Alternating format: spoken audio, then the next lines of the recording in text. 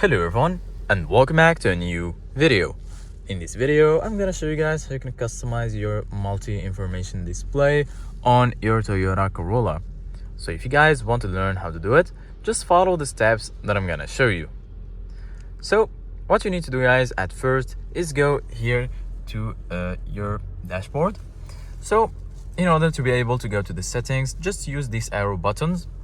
I'm going to give you guys a closer look like this. So we're going to go right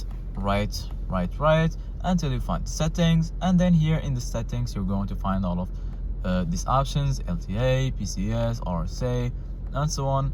So go to the latest, the last option in the bottom, and then give it a hold click.